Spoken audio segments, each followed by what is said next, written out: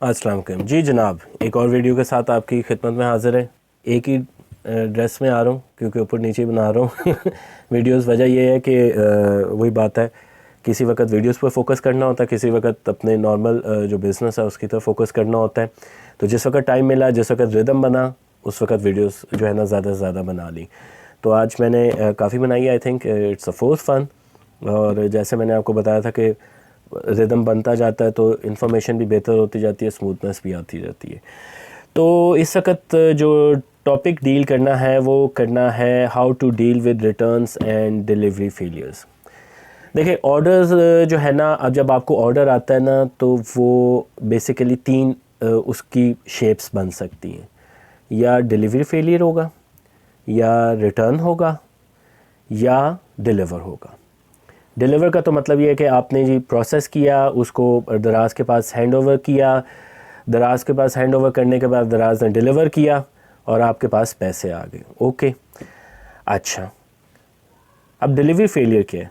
Delivery failure ये है कि आपने ये सारा काम किया, दराज गया, दराज का कोरियर वाला या कोरियर पार्टनर उसके पास गया, तो वहाँ पे वो डिलीवर नहीं कर सका ड्यू टू एनी रीज़न ये भी हो सकती है, गया उन्होंने इनकार कर दिया, गया उन्होंने कहा पैसे नहीं हैं, उसने 2-3 बार ट्राई की, डिलीवरी फेलियर, गया ढूंढा घर को नहीं मिला, डिलीवरी फेलियर। काफ़ी वजूहात हो सकती हैं। मुझे याद है कोविड के दिनों में जो है ना बहुत ज़्यादा रिटर्न था डिलीवरी फेलियर का।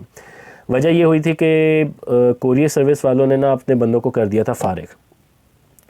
तो जब दराज ने कहा और हुकूमत ने भी इजाज़त दी कि आप ये ऑनलाइन काम कर सकते, तो जब एकदम पाबंदी उठी, लोग बाज़ारों में जा नहीं सकते थे, ऑनलाइन उन्होंने ऑर्डर्स किए, तो इतने बेतहाशा ऑर्डर्स आए कि हमें भी बहुत फ़ायदा हुआ, लेकिन कोरियर सर्विस वालों पे बहुत ज़्यादा बर्डन हो गया। अब वो जो बर्डन हुआ तो वो उसको फिल नहीं कर सके। तो आई थिंक कि जितने मेरे ऑर्डर्स आए थे उसके 25-35% जो है वो रिटर्न हुए थे। It was disheartening. लेकिन ये है कि वो रीज़न मैंने आपको बता दी कि कोरियर सर्विस वालों के पास इतनी वर्क फोर्स नहीं थी जिसकी वजह से रिटर्न हुए।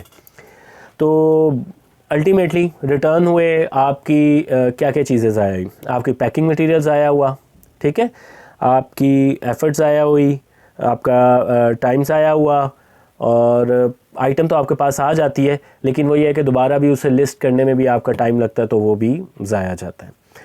अच्छा, दूसरी है रिटर्न। रिटर्न क्या होता है कि डिलीवर हो गया, डिलीवर करने के बाद कस्टमर के पास गया, कस्टमर को ड्यू टू एनी रीज़न पसंद नहीं आया, ठीक है, उसने वापस कर दिया। वो क्या करेगा? वो दराज के सेंटर में जाएगा, टीसीएस के पास जाएगा, इनके कोरियर पार्टनर्स के पास जिनको इन्होंने अलाउ किया उनके पास जाएगा, उनको कहेगा कि ये जी ये ऑर्डर था, मुझे ये नहीं चाहिए, ये वापस कर लें। वो वापस करेंगे, आफ्टर सम टाइम वो आपके पास वापस आ जाएगा।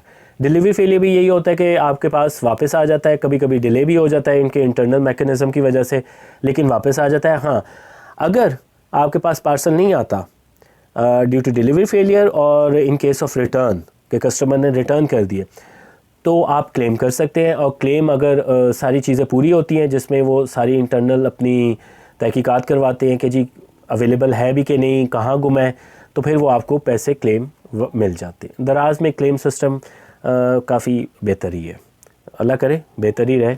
लेकिन यह है कि अभी तक मैं किसी चीज़ का नहीं कह सकता, क्योंकि बड़ा फ्रेजाइल से इनकी ये सारी चीज़ें होती हैं, चेंज बड़ी जल्दी हो जाती है।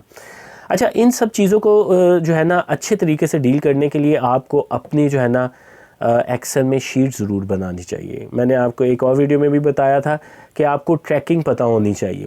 शुरू में ये था, मैंने ये शीट नहीं बनाई थी, जिसकी वजह से ये होता था कि मुझे पता नहीं चलता था कि यार इस वक्त एक पर्टिकुलर ऑर्डर जो है ना वो किस फेज़ में है।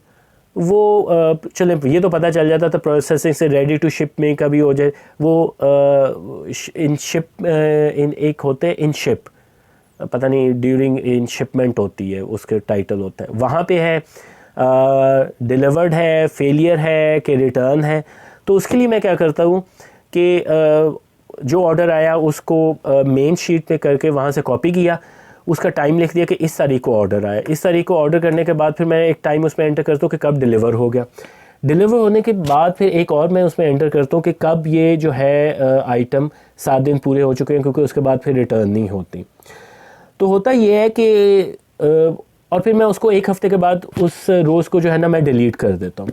होता ये है कि फिर जो कॉलम जो फील्ड खाली होती है ना, अगर किसी क्या कहते हैं रिकॉर्ड की, तो मुझे पता चल जाता है यार this order is problem some, I have to check this order. वहाँ से मुझे बड़ी क्विकली पता चल जाता है, क्योंकि ये ट्रैकिंग करना दराज पे बड़ा मुश्किल होता है। क्योंकि दराज ने क्या करना होता है, एक ऑर्डर आया, फ़र्ज़ के 10 ऑर्डर आपके पास आए, प्रोसेसिंग में आपने उठा के उन्हें रेडी टू शिप में डाला, आपने दे दिया, शिप में आ गए, फिर डिलीवर में चले गए, कोई फेलियर टू डिलीवरी में चले गए, कुछ डिलीवर में जाके रिटर्न हो गए, तो आपको पता नहीं चलता एक पर्टिकुलर जो है ना वो कहाँ पे गया है, ठीक है, अनलेस और अनटिल आपके पास उसका ऑर्डर नंबर मौजूद हो। तो ऑर्डर नंबर आपको तब पता होगा जब आप अपने पास रिकॉर्ड में रखेंगे और आपके सामने एक शीट होगी। पहले मुझे सारी जो मेन शीट थी ना, जहाँ पे मेरे सारे आइटम्स पड़ी होती थी, वहाँ पे मैं देखता था कि कौन सी है, लेकिन फिर मैंने कहा ये तो बहुत ज़्यादा टाइम कंज्यूमिंग काम है, क्योंकि with the passage of time 4 सालों में मैंने इन चीज़ों को डेवलप किया कि अपना कम से कम टाइम किस तरह लगाना है, यानी कि आपके पास इंफॉर्मेशन सारी जल्दी अच्छे तरीके से जो है प्रोसेस होके आ जाए, जो आप डाटा उसमें इनपुट कर रहे हैं वो आपके सामने अच्छे तरीके से इंफॉर्मेशन बन के आ जाए और आप पिन पॉइंट कर सके कि कहाँ पे कोई मसला है।